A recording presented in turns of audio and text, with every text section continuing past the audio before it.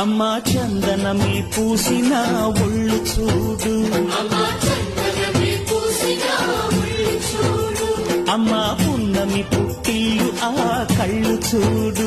అమ్మా ముక్కోటి మెరుపులా మోము చూడు, అమ్మమ్మ ముగ్గురమ్మల మూల పుటమ్మ